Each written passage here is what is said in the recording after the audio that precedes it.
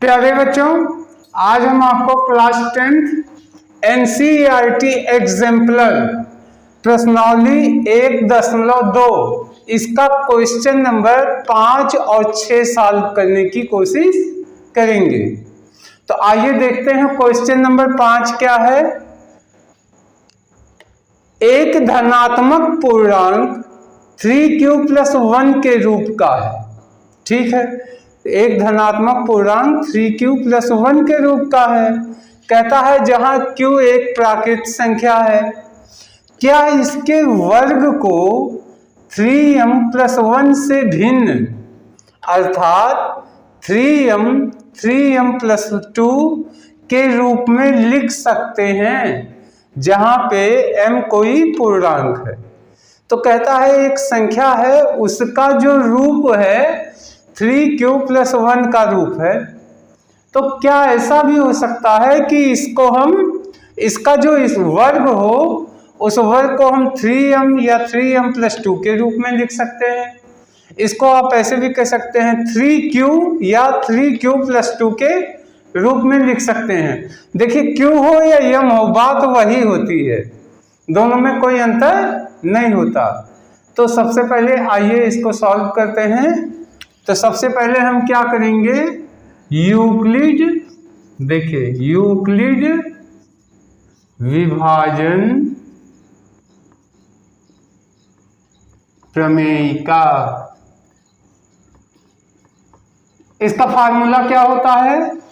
तो यहां पे है a = b × q + r। a = b q + r। एक कोई संख्या है, b एक दूसरी पूर्णांक संख्या, उसका q से गुणा करके रिमाइंडर ये होगा। जहां पे r क्या होगा, जहां r is the greater than r = 0, r या तो 0 के बराबर होगा या तो 0 से बड़ा और b से छोटा होगा। b ये है, इससे छोटा होगा। आप देखिए, इसलिए देखिए 3q + 1 है। a मान लीजिए कि a कोई पूर्णांक है, a कोई पूर्णांक है,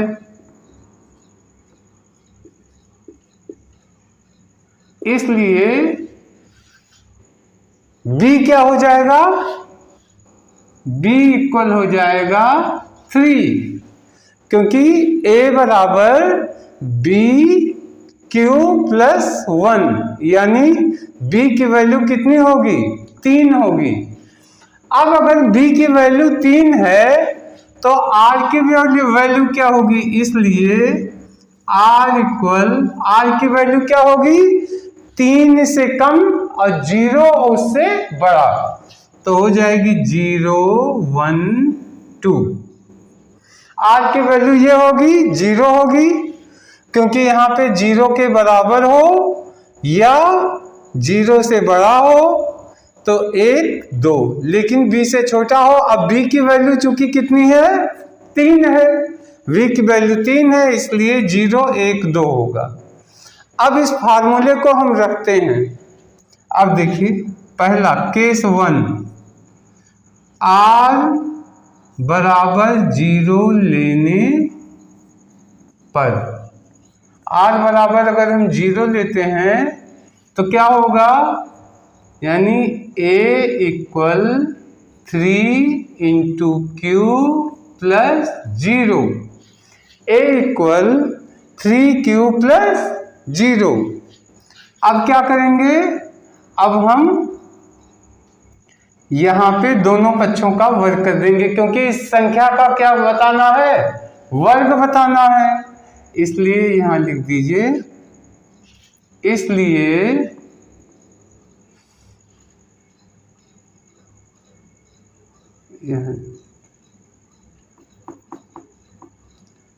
अब यहां लिखिए दोनों पक्षों का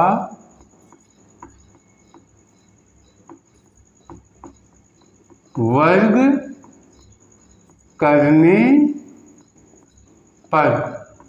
दोनों पक्षों का अगर हम वर्ग करें तो हो जाएगा ए स्क्वायर इक्वल 3q, ये है, जीरो का कोई मतलब नहीं होता, का स्क्वायर, ए स्क्वायर बराबर 3q का स्क्वायर। अब इसको कर लीजिए बराबर 3 कामन ले लीजिए, बराबर हो गया 3 त्रिका 9, पहले यहाँ लिख देते हैं बराबर 9q स्क्वायर। अब ये हो गया 3 त्रिका 9q स्क्वायर हो गया। अब इसमें से हम क्या कर सकते हैं, इक्वल 3 यहाँ लिखा और बचा क्या, 3 त्रिका 9 यानी 3q स्क्वायर, ये बच गया। 3 त्रिका 9, 3 कामन लिया, 3 त्रिका 9 और q स्क्वायर ये हो गया। तो अब देखिए क्या है, ये 3m के रूप में आ गया, लिख दीजिए इक्वल 3m, जहां m बराबर 3q स्क्वायर होगा, जहां पे क्या होगा, m बराबर 3q स्क्वायर होगा। 3 मुझे लिखना है 3m, तो ये हो गया 3 और इतने को हम क्या मान लेंगे, m मान लेंगे, तो ये 3m हो गया। m बराबर, m की वैल्यू क्या हो गई, 3q स्क्वायर हो गया। अब हमें ये भी सिद्ध करना है, 3 बराबर 3m प्लस 2 भी सिद्ध करना है, तो इसको भी सिद्ध कर रहे हैं, लेकिन इसको हमें मिटाना पड़ेगा। तो इसको देख लीजिए, इसको मिटा के, क्योंकि जगह है नहीं, तो अब हम फिर से लिख रहे हैं यहां से केस 2।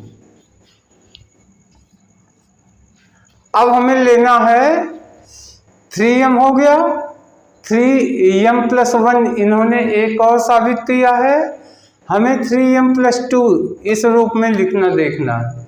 तो हम क्या करेंगे, इसको ले सकते हैं, अच्छा चलिए एक पे निकाल दें, r बराबर 1 लेने पर, पहले केस में r की वैल्यू 0 ले लिया, अब की बार हम r बराबर 1 लेंगे, लेने पर क्या हो जाएगा, a इक्वल 3q प्लस 1, क्या हो जाएगा, a इक्वल 3q प्लस 1 होगा, क्योंकि r की वैल्यू, फार्मूला ये है ना bq प्लस r, तो r की वैल्यू अब की हमने 1 ले लिया, 3q है ही है, b इंटू क्यू।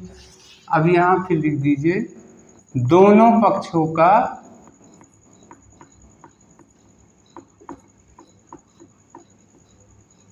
वर्ग करने पर।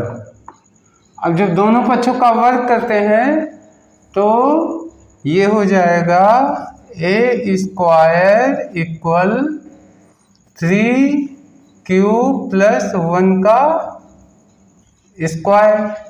दोनों साइड में हमने वर्ग कर दिया। अब दोनों साइड में जब वर्ग किया तो ये तो ठीक है स्क्वायर, लेकिन ये 3q प्लस 1 हो गया।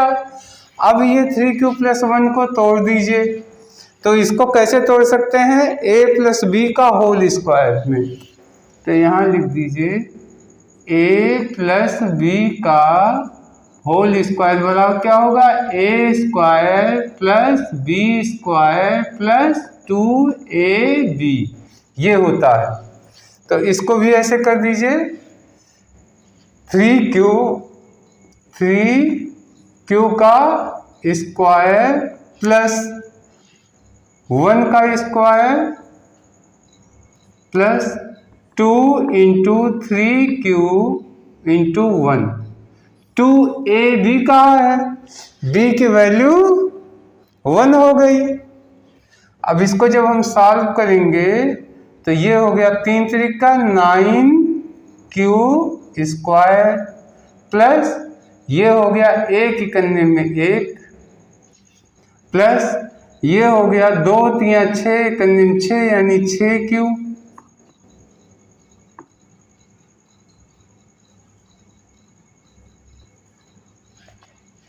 अब देखिए ये आया।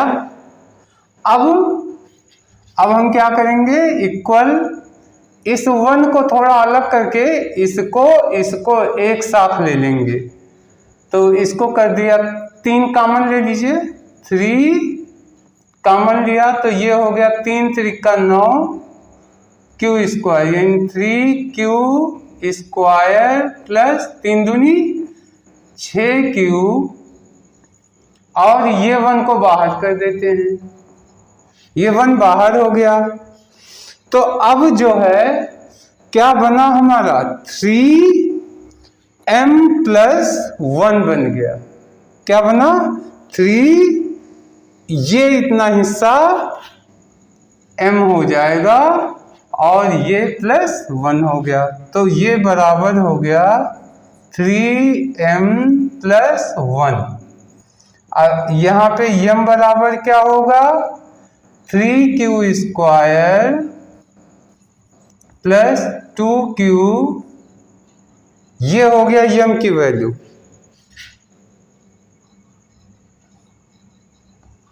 m की वैल्यू ये हो गया और प्लस 1 ही है। तो ये मेरा आ गया केस नंबर 2।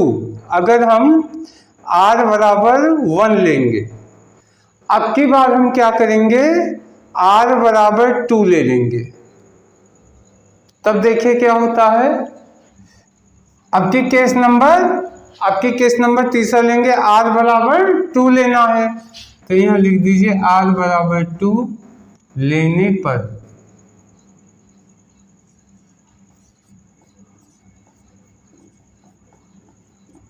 तो हो जाएगा a equal 3 into Q plus 2, a बराबर 3Q प्लस 2। अब देखिए क्या करना है, दोनों पक्षों का वर्ग करना है, क्योंकि वर्ग ही कहा है, तो वर्ग करने पे बराबर हो गया, इसलिए a square equal 3Q plus 2, इसका होल स्क्वायर। अब इसका होल स्क्वायर, फिर यही फार्मूला लगाएंगे, a प्लस बी का होल स्क्वायर बराबर a square plus B square plus 2ab। तो यहाँ पे बराबर कर दीजिए 3Q स्क्वायर, यानी 3Q का स्क्वायर प्लस 2 का square plus 2 into 3Q into 2, ये हो गया 2ab। अब ये बराबर हो गया 3 त्रिका 9Q स्क्वायर प्लस 2 दूनी 4 प्लस 2 3 6 दूनी 12Q। अब देखिए ये 4 है, तो इसको अगर हम चाहें तो ऐसे लिख सकते हैं, देखिए कैसे लिखेंगे, 9Q square plus 12Q plus 3 plus 1 कर दिया, 3 प्लस 1। अब हम ऐसा करके 3 और 1 4 के बराबर कर दिया हमने। अब हम क्या करेंगे, इसको जो है कॉमन ले लेंगे 3। अब इसमें से 3 कॉमन लीजिए इतने में से, तो ये हो गया 3 त्रिका 9, यानी 3Q स्क्वायर प्लस 3 चौक 12 4Q प्लस 3 करने 3 और बाहर 1 ही है। अब देखिए क्या हो गया, ये 3 हो गया और ये निकाल लिया। इस 1 को अगर हम 1 के साथ जोड़ दें तो ये 2 हो जाएगा और ये जो है हमारा m की वैल्यू हो जाएगी। तो इस तरीके से क्या कर सकते हैं, ये इतना जोड़ दिया, इसको इसके साथ जोड़ दिया, तो यहाँ पे लिख दीजिए m इक्वल 3Q प्लस 2, 3 हो गया, और m की वैल्यू ये हो गई, प्लस 1 और 1 2 हो गया, जहां यहाँ पे a square, a 3 cube plus 2, जहां लिख दीजिए m बराबर 3m कर दीजिए, 3m प्लस 2 कहा है ना, 3m प्लस 2, जहां m बराबर हो गया 3q स्क्वायर प्लस 4q, ये हो गया, यही इसका वैल्यू हो गया। तो प्यारे बच्चों, आशा है ये क्वेश्चन आपके समझ में आ गया होगा, और चूंकि ये एक विशेष टाइप का क्वेश्चन है, कई क्वेश्चन इस हिसाब से आपने लगा रखे हैं, इसलिए ये क्वेश्चन इजी होगा, क्योंकि इसी टाइप के क्वेश्चन पहले भी आए हैं। तो प्यारे बच्चों, ये था क्वेश्चन नंबर 5। अब हम क्वेश्चन नंबर 6 सॉल्व करेंगे। प्यारे बच्चों, आइए क्वेश्चन नंबर 6 देखते हैं। दो संख्याएं 525 और 3000 हैं, केवल 3, 5, 15, 25 और 75 से विभाज्य हैं। मतलब इन्हीं अंकों से ये दोनों कट जाएंगी, 525 भी और 3000 भी। तो कहता है इनका HCF क्या है, और अपने उत्तर का औचित्य दीजिए। तो पूछा है HCF क्या है, तो आप इसका उत्तर HCF बता सकते हैं। तो इसका सबसे पहले आंसर लिख दीजिए, आंसर HCF कितना होगा, 75 होगा। 75 क्यों होगा, इस उत्तर का कारण लिख दीजिए। कारण क्या है कि यहां लिख दीजिए, कारण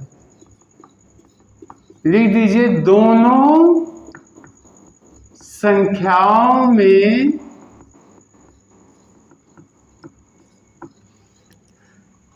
सिर्फ 3, 5, 15, 25, 75 कॉमन है।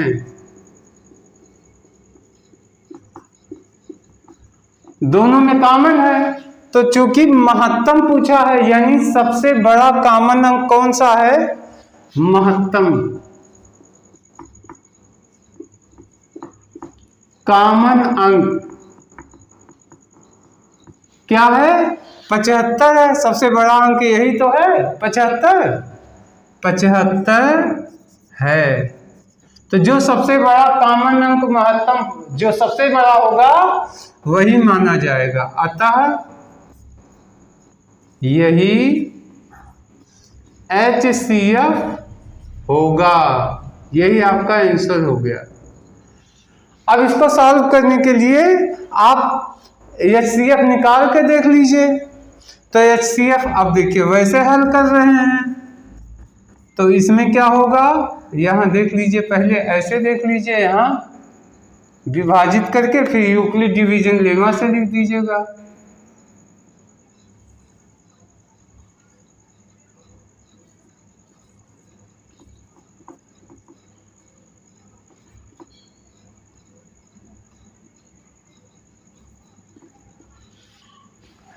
पाँच 525 है, तो 5 का पहाड़ा पढ़िए, 5 6 30 होता है, तो 5 4 बार 5 बार जाएगा, 5 5 25। तो देखिए इसको ले जाइए, 5 बार ले जाइए, 5 5 25 के 5 हासिल 2, 5 दूनी 10, 2 12, 2 हासिल 1, 5 5 25 1 26। 10 में से 5 गए 5, 9 में से 2 गए 7, 9 में से 6 गए 3, कट गया। अब इस 375 का 525 में भाग दीजिए। 375 एकन्यम 375, 5 में से 5 गए 0, ये हो गया 12, 12 में से 7 गए 5, ये हो गया 4, 4 में से 3 हो गया 2। फिर 375 में भाग दीजिए, तो 1.5 दूनी 300, अब की बचा 75, अब 75 का 150 में भाग दीजिए जब तक कट न जाए। 75 दूनी 150, तो यही 75 क्या हो गया, HCF हो गया। इसको आप यूक्लिड विभाजन प्रमेयिका के अनुसार लिख दीजिए। यूक्लिड विभाजन प्रमेयिका के अनुसार पहले क्या होगा, 3000 है तो लिख दीजिए 3000 इक्वल 525 गुणे 5 प्लस रिमाइंडर बचा 375। अब ये रिमाइंडर बचा, अब है दूसरा 525 इक्वल 375 गुणे 1 प्लस रिमाइंडर बचा 150। अब 375 इक्वल 150 गुणे 2 प्लस 75। अब 150 इक्वल 75 गुणे 2 प्लस 0, यानी HCF क्या होगा, ये 75 होगा। ऐसे भी दर्शा दे सकते हैं, ऐसे यूक्लिड विभाजन प्रमेयिका के अनुसार लिख सकते हैं।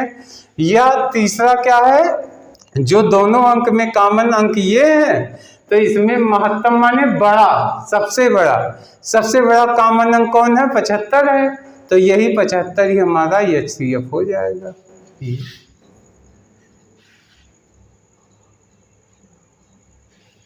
यहाँ लिख दिया HCF 75।